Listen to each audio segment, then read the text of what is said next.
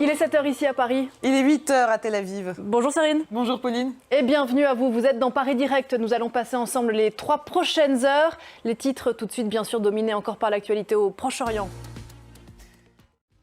Voilà des bonnes nouvelles dans la noirceur de ces derniers jours à suivre dans les 3 heures d'infos à venir. Vos rendez-vous, l'info écho avec Christophe Dansette. On parlera du spectre d'un choc pétrolier. Le décryptage, ce sera avec Armel Charrier. La revue de presse avec Julien Cheida, consacrée au Proche-Orient. Et est-ce qu'il faut retenir du voyage express de Joe Biden en Israël ?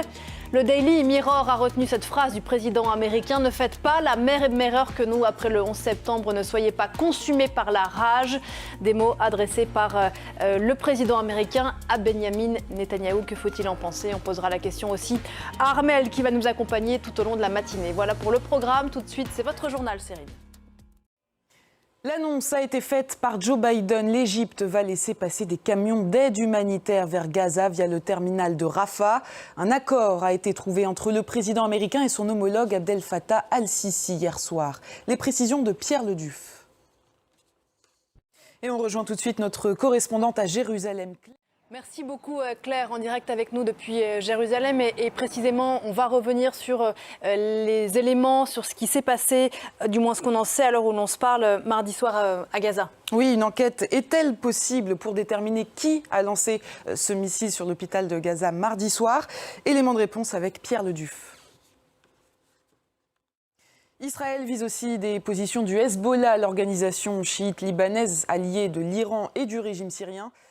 Et oui, ces derniers jours, les échanges de tirs se sont multipliés à la frontière entre le nord d'Israël et le sud Liban. Oui, des confrontations là encore entre les militants du Hezbollah et l'armée israélienne. La situation est particulièrement tendue entre les deux pays. Il s'agit de la pire escalade entre les deux parties depuis 2006. Un reportage de nos envoyés spéciaux Mélina Huette, Andrew Hilliard et Guy Chauval. Et dans le monde entier, les manifestations pro-palestiniennes se multiplient. C'est le cas en Turquie, où la population dénonce les bombardements israéliens sur Gaza.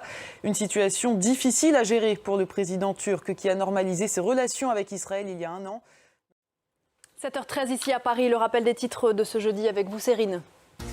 L'aide humanitaire va pouvoir entrer dans la bande de Gaza.